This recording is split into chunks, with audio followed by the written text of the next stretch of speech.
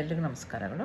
ಇವತ್ತು ನಾನು ಧ್ಯಾನ ಮುದ್ರೆಯ ಮಹತ್ವವನ್ನು ಹೇಳಬೇಕು ಅಂತ ಇದ್ದೀನಿ. ಧ್ಯಾನ ಮುದ್ರೆ ಯಾಕೆ ಇದು ಧ್ಯಾನ ಮಾಡುವಾಗ ಮೊದಲು ಇದನ್ನೇ ಹೇಳ್ತಾರೆ ಮಾಡಿ ಅಂತ ಹೇಳಿದ್ರೆ, ಈ ಹೆಬ್ಬೆರಳು ಇದೆಯಲ್ಲ, ಇದು ಅಗ್ನಿ ತತ್ವ ಒಂದು ಮತ್ತು ಪರಮಾತ್ಮನ ರೆಪ್ರೆಸೆಂಟ್ ಮಾಡುತ್ತೆ.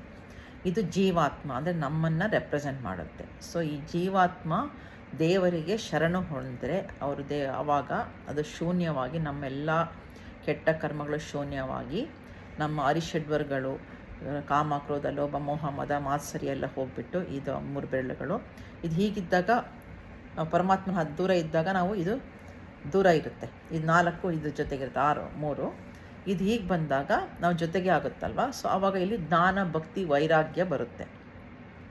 ಸೊ ಜ್ಞಾನ, ಭಕ್ತಿ, ವೈರಾಗ್ಯ ಬರಬೇಕು ಅಂದರೆ ಈ ಮುದ್ರೆಯನ್ನು ಮಾಡಿದ್ರೆ ನಮ್ಮ ಎಲ್ಲ ಕಲ್ಮಶಗಳನ್ನು ಕಳೆದು ಭಗವಂತ ನಮಗೆ ಧ್ಯಾನದಲ್ಲಿ ಬಂದಾಗ ಇದನ್ನು ನಮಗೆ ಜ್ಞಾನ, ಭಕ್ತಿ, ವೈರಾಗ್ಯ ಕೊಡ್ತಾನೆ. ಹಾಗಾಗಿ ಇದಕ್ಕೆ ತುಂಬ ಮಹತ್ವ ಇದೆ.